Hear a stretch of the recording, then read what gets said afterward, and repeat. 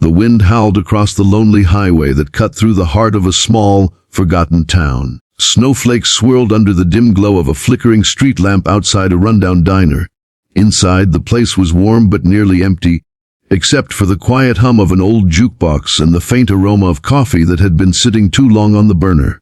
The owner, Harold Miller, a man in his late 50s with tired eyes and hands worn from decades of work, stood behind the counter polishing the same chipped mug for the third time. Business had been slow for years, and the diner, his father's legacy, was barely holding on. As Harold gazed out the fog-up window, he saw a figure stumble into the light. A biker, leather jacket torn, helmet dangling from his hand, shivering uncontrollably in the freezing night. The man pushed open the diner's door, and the small brass bell jingled weakly. His face was pale, lips quivering, and his boots left melting snow on the linoleum floor. He looked desperate, not just for warmth, but for something deeper, human kindness. Harold could see it in his eyes. Before we continue, don't forget, you're watching Exposed Tales. If stories of kindness, sacrifice, and unexpected twists touch your heart, make sure to like this video. Drop a comment to share your thoughts, and subscribe for more powerful tales that will keep you hooked until the very end. The biker hesitated near the entrance, his breath fogging the glass behind him.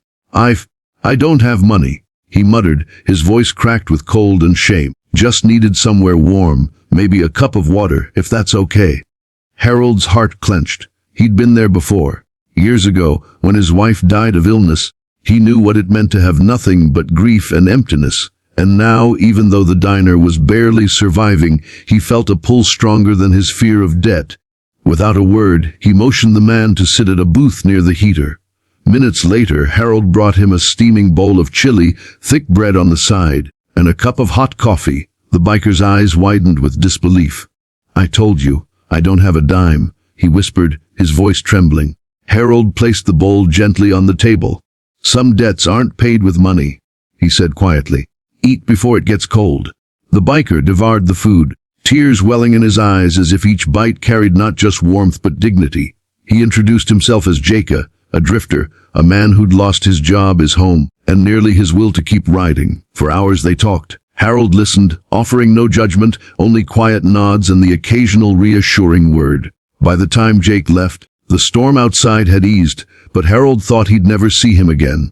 Weeks passed. The diner continued its slow bleed, with bills piling up faster than customers arrived. Harold considered selling the place, but the thought of losing his father's diner broke him.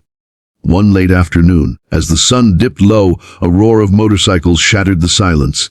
A line of bikes pulled into the dusty lot, engines growling like thunder. Harold's heart raced with fear. Trouble wasn't something he could afford, not with his fragile livelihood hanging by a thread. The door swung open, and to Harold's astonishment, Jake stepped inside. But this time he wasn't broken. He stood tall, wearing a cleaner jacket, eyes full of life, and behind him came a dozen bikers, his club, his brothers. They filled the diner with energy, laughter, and chatter.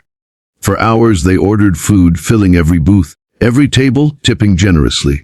The diner, once ghostly silent, now pulsed with life. After the rush, when the last of the bikers had left, Jake stayed behind. He pulled an envelope from his jacket and slid it across the counter. Harold opened it with trembling hands. It was filled with cash. What is this? Harold asked, shocked. Jake leaned in, his voice low but steady. That night you fed me when I was nothing. You reminded me what dignity feels like. I went back to my club, told them about you, and we decided to help. You'll never have to worry about this diner again. Consider it an investment, because the world needs places like this, and men like you. Tears blurred Harold's vision as he looked around his father's diner, now alive with the laughter still echoing in the walls. For the first time in years, hope returned to his weary heart. But the story didn't end there. Word spread across town. Locals who hadn't set foot in the diner in years returned, drawn by whispers of the biker gang that had chosen it as their spot. Truckers stopped by, travelers came curious, and soon the diner became more than just a place to eat. It became a symbol of kindness, resilience, and community. Harold realized something profound. Feeding Jake that night hadn't just been about a warm meal. It was about seeing someone's humanity when the world had turned its back. And in return, that small act of compassion had breathed life not only into Jake but into the diner, the town, and Harold himself. Before I share the final heart-stirring lesson of this story, if you've been moved by Harold and Jake's journey, don't forget to hit the like button. Share your thoughts in the comments and subscribe to Exposed Tales, because every act of kindness has the power to transform lives, and your support helps us keep sharing these stories with the world. In the end, Harold learned that kindness has a way of coming back, often when you least expect it. A simple meal shared on a cold night had rippled into something much greater than he ever imagined. The diner became more than a business. It became a sanctuary of hope. And Jake, he became more than just a biker passing through. He became a friend, a protector, and living proof that even the smallest act of compassion can change the course of a life forever. And so, on quiet nights, when Harold locked up the diner and looked at the glowing neon sign outside, he smiled, not because he saved Jake, but because Jake had saved him too.